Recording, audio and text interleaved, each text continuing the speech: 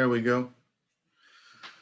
So we've talked about IR4 before, and it's a specialty crop program. It's used for funding pesticide registrations for specialty crops, and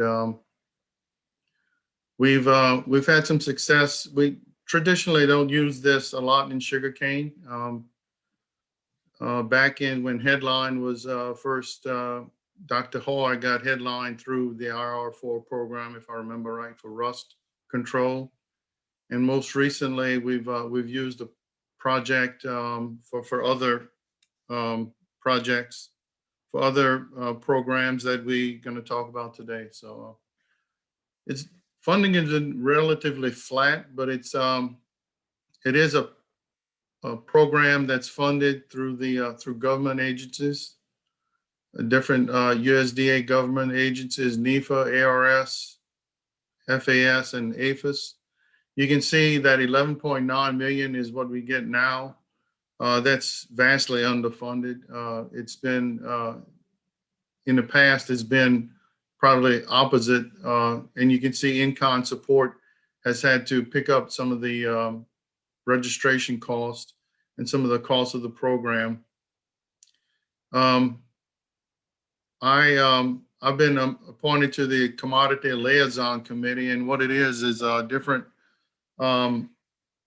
commodities that use the program. We all get together and we try to lobby for more funding and to try to get funding in different ways to help the project, because it does cost a lot to get all of these projects, these products registered. There's a lot of residue testing is mostly what happens, but and sometimes for some projects they have to actually do efficacy testing, and so it's very expensive, and we'll go through some of that as well. How does it work? Well, first of all, you identify a pest problem, whether it's a weed or an insect or whatever you're having. Identify a management solution. Every time we've brought forth a project, we've had efficacy data, so we don't have to prove that the project or the product works. So all we need to do is get residue testing whenever we need to bring a project forward. But by identifying your management solution, you fill out your IR4. It's an online application, and you submit the request for whatever product you'd like to run through the IR4 program. And requests can be submitted by grower groups or consultants, research extension, any stakeholder that has a vested interest in seeing that product registered for that specialty crop. Those requests are normally sent about this time, sometime in the spring, and they assemble all the different projects, and they bring them to 4 regional workshops, and you can see the map of those regions. Of course, we're in that southern region. The projects are prioritized by each region. So let's say you have tomato growers or some specialty crop in your area that's really important, like for us with sugarcane, for instance. We go before the regional workshop and we plead our case, and it's up for consideration. If anybody has any questions or anything, we're there to defend it. It's very important that you have the registration, the primary registrant on board, so that if you want their product to be used for this issue, that they would support the product being labeled. There's also a national workshop. Once you survive the regional workshop, final priorities are set at the national workshop. Just this past year, we had 350 projects were submitted, and only 40 received top priorities. And this is where the funding really comes in. Back when a couple of years ago, we had 46 projects that were able to receive a priority. This past time, we only had 40. But anyway, going through the projects, we've had some recent successes. We talked about the headline success that Dr. Jeff Hoy did by himself. I'll tell you, hats off to you, Doc, because it's a process that takes a lot of coordination. For this particular project, Dr. Al Orgeron had done some work to show that divine nightshade was causing 50% reduction in yield in some places. He looked at triclopyr, and Dow is the primary registrant. They declined participation, but Helena Chemical said that they would support IR4 request for Tricera. And that was in 2019. And it took a lot of cooperation with Helena, Dr. Orgeron, Kenneth Gravois, myself, and all the different people from Florida, Texas, and a lot of consultant groups. Everybody sent in Me Too requests and to support the project. We went through actually the first time we submitted was in 2017. We had a little learning curve. 2017 for the 2018 fiscal year, it did not get funded because we didn't know we had to do some things. We submitted the application and didn't know we had to follow through with it. And so in 2018, we started again and we got it approved for the 2019 crop year. 7 residue trials were put out, 5 in Louisiana, 2 in Florida. And we had 1 that was supposed to be put out in Texas, but it wasn't put out until last year. And that residue trial was put out last year and harvested, and all the data was collected.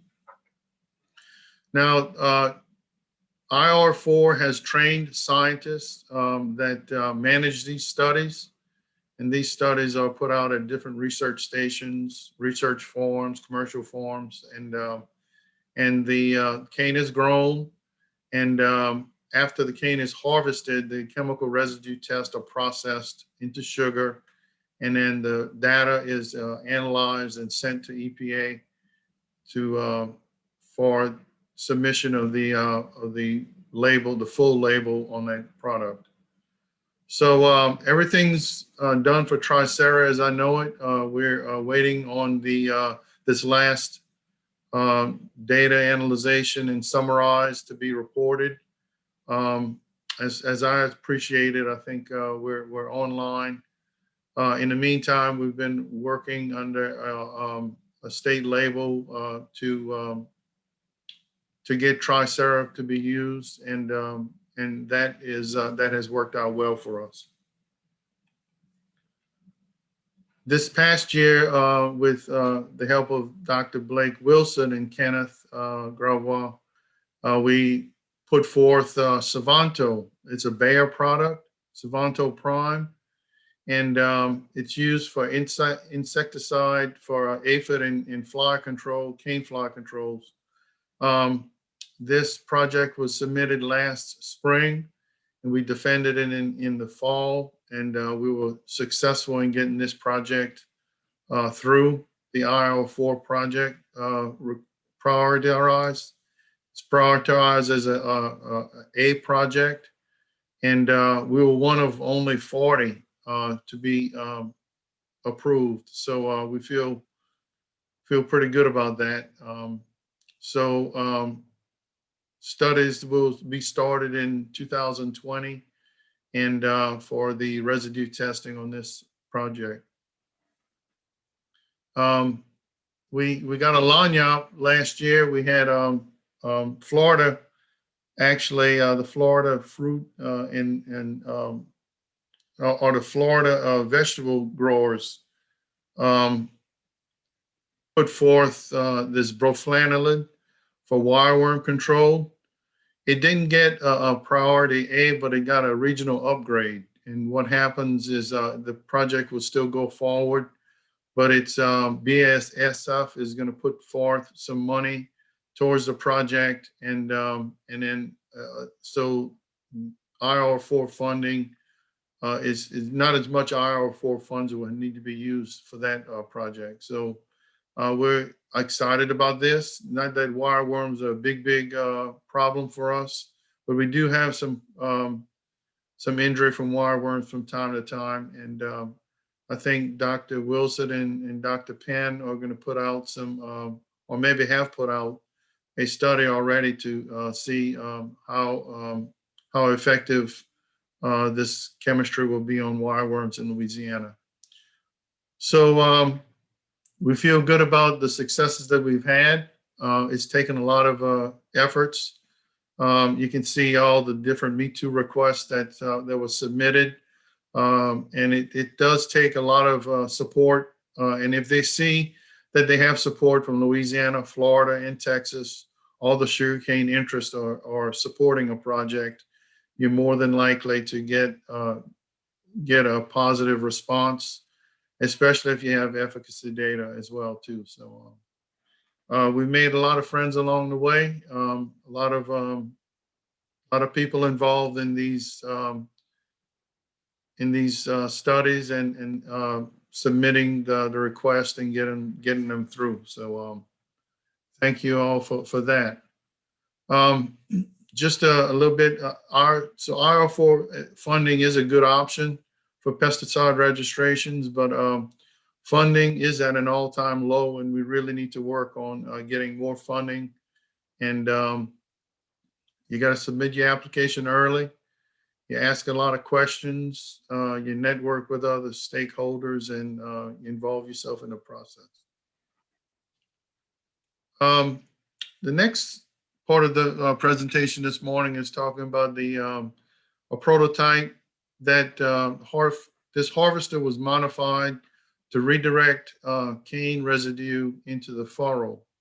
And this project was funded by the American Sugarcane League, and the prototype was developed by Mr. Buddy and Mr. Bert Oob in Laurelville.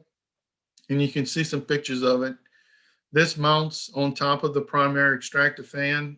They have two secondary extractor fans, and you can see the chutes that are that open. Those are molded out of plastic, I believe, right now. And I have another picture of it right here. You can see on the left-hand corner the chutes direct that the cane shucks onto the tracks of the harvester, and as the harvester moves forward through the field, the tracks are moved to the front of the harvester. The harvester rolls on the tracks, and it doesn't deposit the cane trash on top, or as much cane trash on top of the row. We all know the problems that we've had having to remove this residue for the next crop to emerge.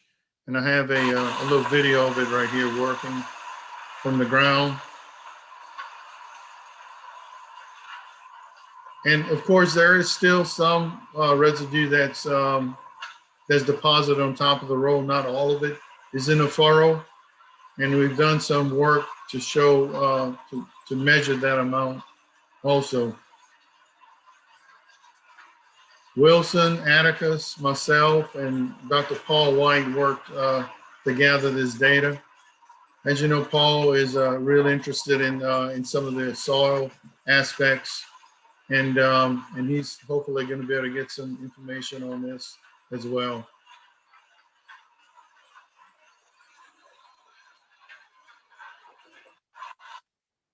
So what we did, you can see the amount of trash that's deposited in the furrow is quite a bit.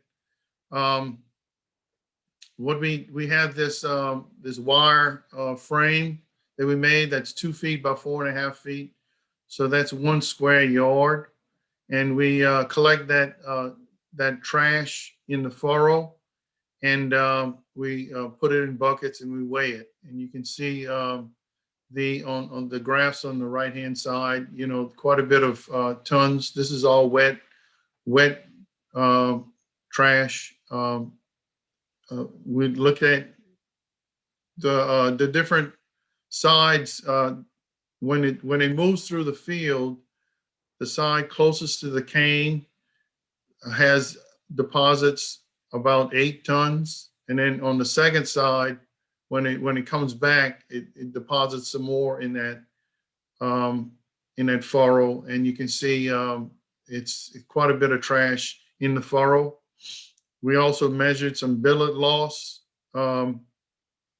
compared to the conventional harvester, right about a ton of billets being lost, which compares favorable to the conventional harvester that wasn't modified. We also measured roll top trash compared to the standard harvester. That was measured about 4.5 tons on top of the row. The modified harvester looks like it's about putting about 1.5 tons. So about a third reduction in residue on top of the row. And we feel that sugarcane should be able to come through this without having to sweep it or burn this material off. Of course, we're still going to be looking at some more, getting some more information. One other thing we did was that we measured the billets going to the mill, and the harvesters are really doing a good job.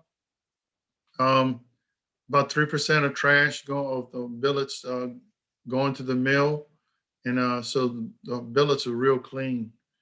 And so putting that trash in the furrow really really has a lot of implications, especially when you're harvesting under muddy conditions in some of the real clay soils that we have, that we really making ruts. Putting that much trash into the furrow really supports the harvester quite a bit, and we could see that when we were harvesting the cane the whole time. That harvester operated mostly in their worst ground. They had one harvester that didn't have the modification on it, so they harvested in their better ground. In some other places, they actually had to get out with the other harvester, couldn't harvest in some areas, and the modified harvester was able to go in and harvest because it's putting that trash mat in the row. So has a lot of implications. I have another video here. Mike Meloso had brought his drone out one day and was looking at. And if you know what the back end of a harvester, a standard harvester looks like, and you look at this, you can really see quite a bit less trash being deposited on that row. There is still some. The row is not clean, about 1.5 tons, but we feel like that sugarcane should be able to come through that pretty well. I think that's my last slide, and if I have any questions, I'll be happy to take them. All right, Herman, we're going to hold questions till after the last speaker, just to keep us on schedule, and I'm going to toss it over to Collins. Thank you so much.